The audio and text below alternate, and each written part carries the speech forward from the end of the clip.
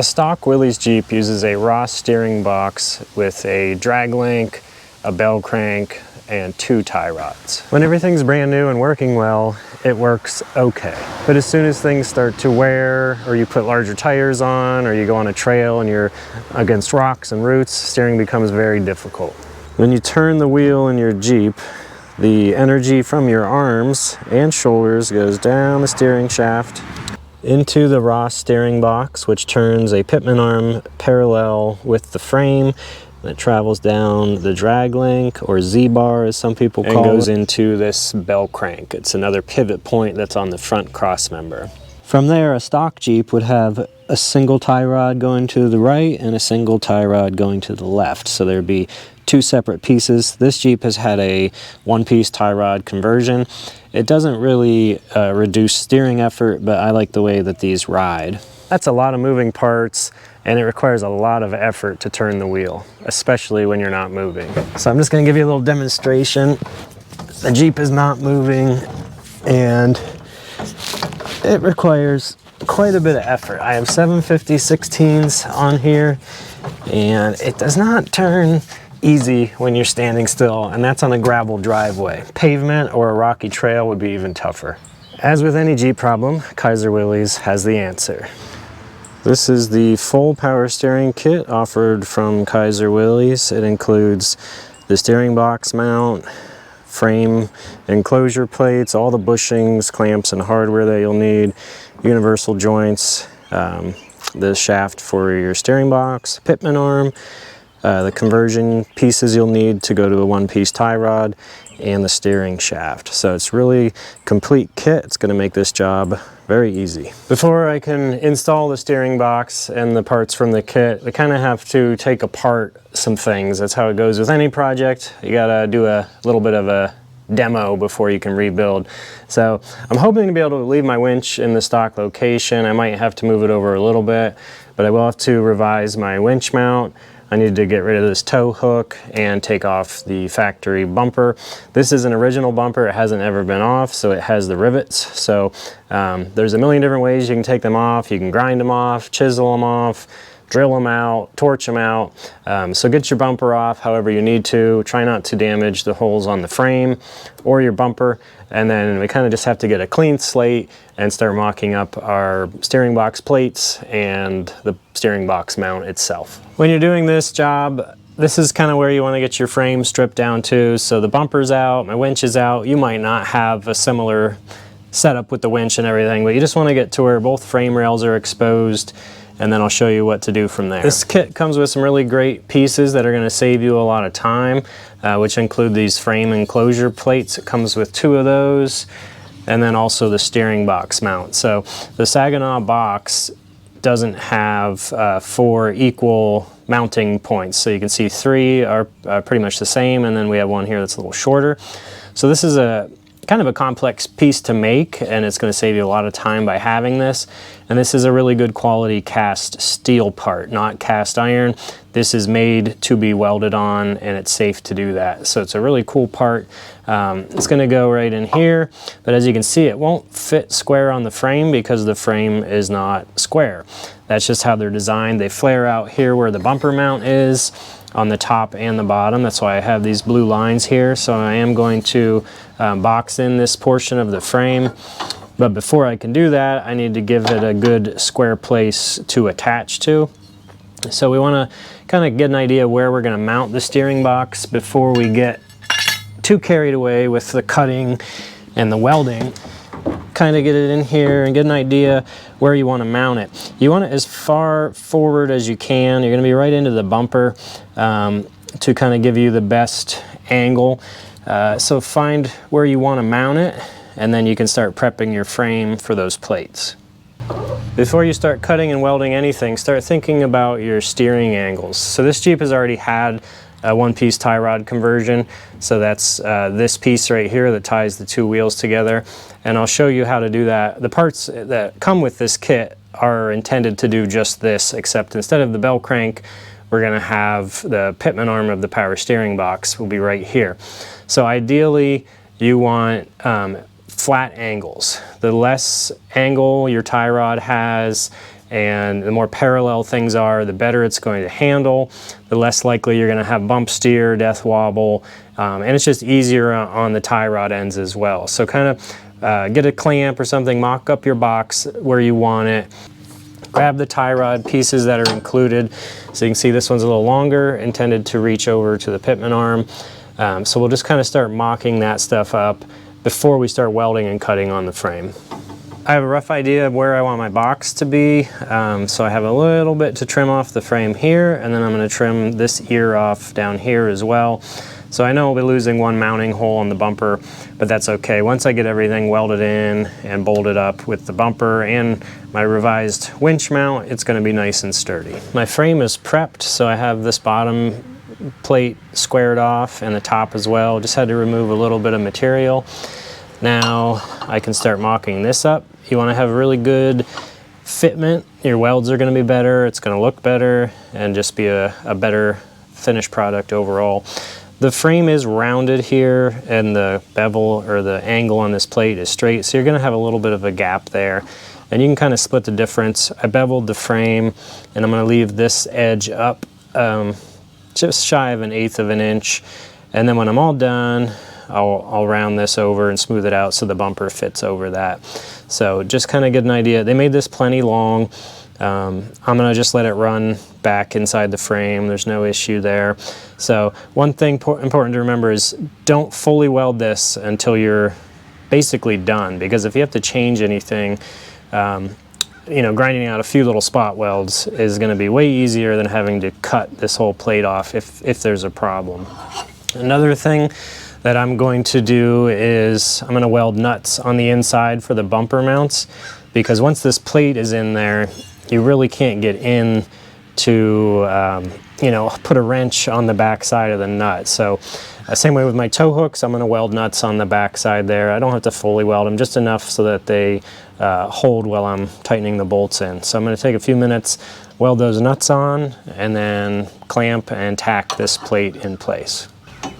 Here I have the plate just lightly tacked in 2 spots. So I'm gonna just leave that tacked until I have everything mocked up and I know it's where it's going to be.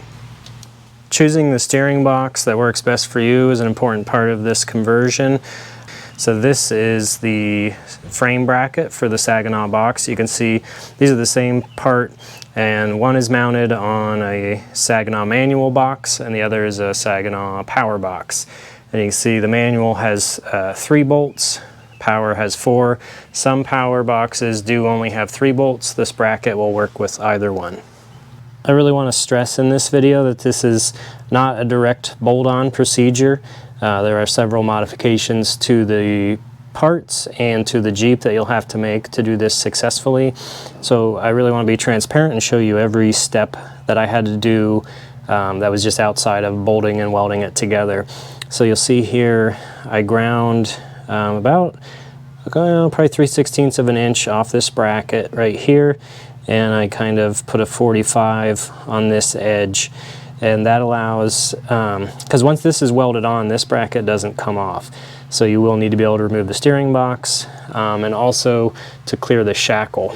So that's what this little grind was for, so that way when you don't have to grind the steering box off because that is removable, but you need this clearance right here so that if you need to replace this shackle, you know, you take the bolt out of the side and the spring, and then you can turn it enough to slide it out in the need that you have to replace the springs or the shackles. You may also notice I'm using the 12 point. These are hardened. I think these are grade 10, 12.7/16 coarse thread bolts. There's comes with 4 of them. I'm only using 3, and then I have an Allen bolt here, and I'll show you why in a second. Here's the box mocked up. I'm just clamping it. So it's bolted to the frame bracket, and then I'm clamping all of that to the frame just to get my alignment all right where I want to be. So definitely take your time at this stage before you weld anything on to make sure that your steering shaft, your pitman arm, you know, where you want your bumper to be, everything is right. There's a million different ways you can do this. You can move this farther back and cut your grill or raise it up. You can move it farther out and cut your bumper. But the most important thing beyond aesthetics is that your steering angles are all correct. So you can see right here, this rear fitting has just enough clearance on the grill, and we'll cover that in a future video as far as hooking up the hydraulics. So I wanted to make sure I can do that without cutting the grill. And then down here from this angle, I can show you I'm pretty much lined up exactly with the old bell crank. So I'm as close to parallel to the tie rod as I can be. And you also want to watch the height. This is a flat pitman arm. My Jeep sits at stock height. So I do not have a lift, so I don't need the drop pitman arm. But you really want to keep as low or flat of an angle as possible on the drag link. So you can see the angle I have here with the single piece tie rod conversion is really close to where that pitman arm is. It might be a 1/4 inch higher, but it actually is back. I went back a little bit farther, about a 1/2 inch, because I do have a little bit of an angle here, and the closer you can get these two bars to parallel, up and down and left and right, the better off you'll be. The frame bracket here kind of dictates the angle of the steering box. You could shim this up or weld in a piece to put this at a different angle, but you also have to think about your steering shaft angle. You're allowed to combine 35 degrees of angle on the U-joints without going to a double U-joint. So by tilting this up a little bit, that will help with our angle going into the steering shaft. Another slight modification I had to make was just to trim a little bit off the back side of this spring perch so that I can get a socket on that lower bolt. The top 2 bolts are pretty easy, just keep a thin wall socket. I did grind a little bit off the plate, and you won't want to, yeah, you could weld this area, but you might have to grind it flush because you will have to get a socket under there when you need to remove the steering box. And the 4th bolt is the trickiest one. As I said, there's many different ways you can do this. This is how I chose to do it because I didn't want to modify the steering box at all for strength, and I don't want to drill into anything that I shouldn't or grind away any webbing that provides strength. So I chose to go with an Allen bolt in there, and I drilled my spring perch so that I can get an Allen wrench or an Allen socket all the way through there. So in order to remove this, you'll have to remove all 3 of these bolts and then loosen this one up as you slide the box away.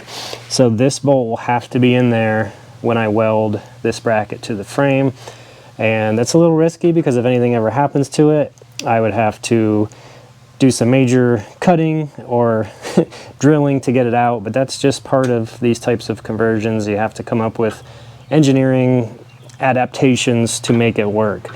So another option could be to drill the steering box out, feed a bolt through the back, and put a nut on it here, but there just isn't room for a wrench. And another thing you could do is put a stud in here and weld it on, and then put a nut on the back side of the steering box. So there's a few different options.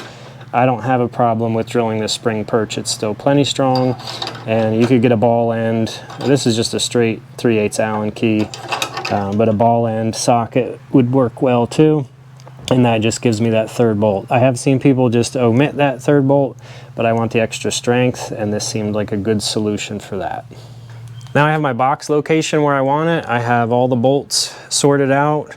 I have my fittings, the clearance for the fittings taken care of, and my steering alignment, which is the most important. I want to stress that again. The steering alignment should be your #1 goal when mounting the box, because you can always, cut out a piece of your bumper or your grill or modify some of the bracketry, but the steering angle has to be correct. And set this up. If you notice, I'm on jack stands, but that's keeping the weight on the suspension. So you don't want to let the axle droop when you set this up. You want to adjust everything, tack it in place when you're at proper ride height. Same way if you're doing this to a Jeep that doesn't have an engine in it yet, you have to account for it to settle when you put the weight of the engine in the body and things like that. So a lot of things to take into account, and I just want to show you how I'm doing it and what kind of changes I had to make.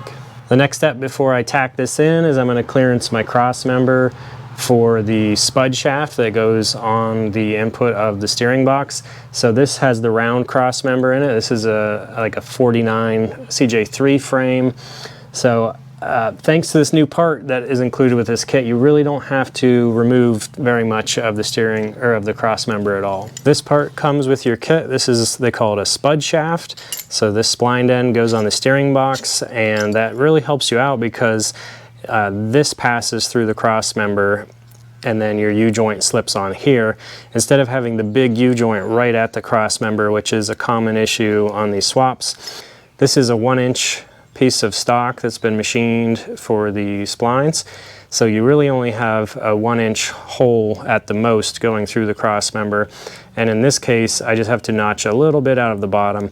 You could also cut it and dent it and re-weld it, but we'll just kind of start digging into that and see how much material I need to remove. From this view, you can see the amount of material I've removed from the cross member. So I took a little more than I needed just to make sure I have clearance all the way around and room to wiggle if the shaft moves just a little bit. So everything's been mocked up and I'm happy with the location of everything. So now I'm going to put a few more welds on this, and then I'm going to weld the actual box bracket to this plate. The frame bracket is welded in place, and you'll want to weld every area that you can, that as long as it doesn't interfere with the bolts coming out. So just do your best to make sure you get as much surface area as possible. On the inside there's a circle. I just did 4 corners. I don't think you need to weld the entire thing, but that's up to you. It's a little hard to get in here, but I did weld all the way up the back side and as far across the bottom as I could go. Anytime you're welding on frames or steering or suspension mounts, anything really important like that, please make sure you have a professional welder or someone that you trust and is competent to do this. This shouldn't be your first weld because this doesn't bolt through the frame, so your welds are the only thing that are holding the steering box to the frame. I recommend regularly inspecting everything, especially for the first couple 100 miles. Just check for cracks. Keep everything clean and painted so that you can see any fretting or movement. But there's a lot of surface area here, so if you get some good welds around that, you should be good. Everything I'm assembling will come apart for paint once everything's completely done. But now we're going to prep the steering box to install, and this is all kind of a temporary install, so I'm not going to torque the pitman arm nut on right now until I'm completely sure everything's clocked and in the right position. So you're going to take the spud shaft, and you see it has a split here, and install the little clamp that comes with it. So when you clamp it, you want the bolt to span across the split. That's going to give you the best clamping force as opposed to having it like this. So always same way with the tie rod ends, align the clamp with the split. So I'm just going to slip this on. It should go on until it bottoms out. It should slide quite easily, and set the clamp so that it is close to the steering box, but you don't want it rubbing. So I'm going to stay out about 1/8 of an inch, and this is a 5/8 nut.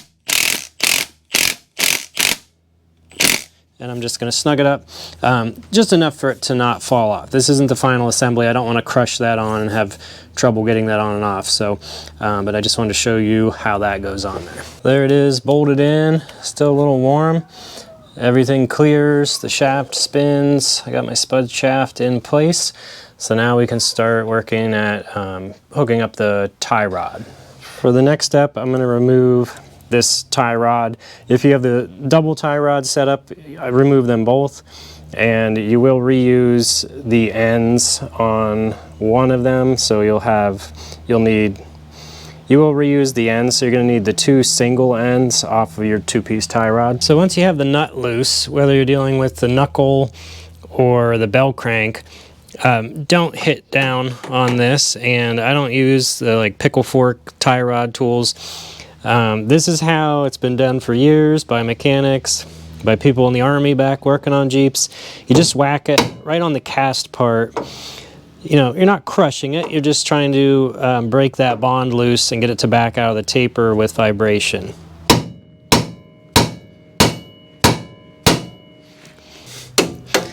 And just pop that out. We're not going to be using the bell crank anymore, but we are going to use the tie rods. If your tie rods need replaced, now would be a good time. You can see my boot is pretty well destroyed, but for this video, the tie rod is still good. It should be hard to move within the ball and the cup. I have this loosened up, so that's moving there, but the actual tie rod itself feels good. I just need a new boot. Here's the configuration you're going to use for the one-piece tie rod. So the kit comes with both rods. This is the main tie rod between the two knuckles. And you probably recognize this as the original center link, and now that's being used down at the passenger side knuckle. So assemble it like that. Remember to put your clamp in line with the split. And this is a left-hand thread. Yep. So we have left-hand thread here, and then on the other end you're going to reuse one of your right-hand thread tie rod ends on this side. I recommend taking a really good measurement between the knuckles before you remove the tie rods on both sides, and then equally thread each one in. Get it as close as you can. We're going to have to do an alignment when we're all done with this job, but that'll at least give you a good starting point.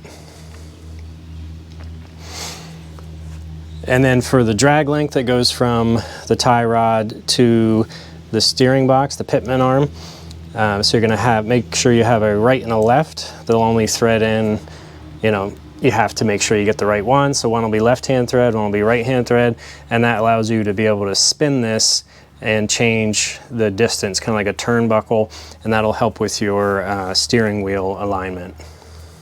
Here's a close-up view of what your single tie rod conversion will look like. So this is that center connect piece. That is the left-hand thread version, and then a single right-hand thread on the other knuckle. And that allows you to run this up to the pitman arm without having to get a two-hole knuckle on this side. Before we can install the new tie rod, as you can see, that's a good sign that our pitman arm is right in the way of the bell crank, but we have to get this out of here so we have room to work. If you're building your Jeep from a frame up right now and you want to remove the bell crank mount, you can. It's not a problem for it to be here. I'm just going to remove the actual bell crank itself, and I'll leave the post and mount in place. It could be cut out later if I'm working on stuff, but once that's out and the drag link back to the steering box is out, this won't be a problem. Well, the box is in, tie rods are all hooked up. I have the universal joint on the spud shaft, so really all that's left to do is tomorrow hook up the steering shaft and convert the column. It's where we cut the end off and convert the Ross box to a Saginaw style setup. One of the most rewarding things about a power steering swap is getting rid of this. So if you've been around a Willys a long time, these are annoying to work on. It's where a lot of the play comes and the death wobble. So it's great to get rid of this. It cleans up the underside, and it's just going to be a nice smooth drive and an easy steering action. I think it's pretty awesome to be able to get to this point in just an afternoon. The other power steering conversions I've done to get to this point would take me a couple days to build the mount and make bushings and drill and weld the frame. So this kit so far has been really impressive. So I'm really happy with how it's coming out so far. I will have to shift my winch mount over about 2 inches, but that's not a big deal. And I'm real happy with the level of angle in my tie rod. It's really close to the position it was in. So it's out from the main tie rod a little bit, but it needs that room for the clamps to clear on the other end and the spring. So, and you can see they're not quite parallel, but it has a little rise, but not bad at all. And the up and down angle is a little bit flatter than my other setup, so I know it should drive at least as good or better. And on this side, you need that little bit of angle out from the tie rod for this clamp to clear. And I always set my splits so they're facing out, so the nut is on the outside and facing up a little bit, because the spring clearance here is very close and you don't want that bolt head dragging across the spring. And you have to account for the flex, you know, when your suspension articulates, and things like that. So good fit overall. I'm not sure if I mentioned this, but I really use I use kind of a mixture of anti-seize and grease. The grease kind of keeps the water out a little better.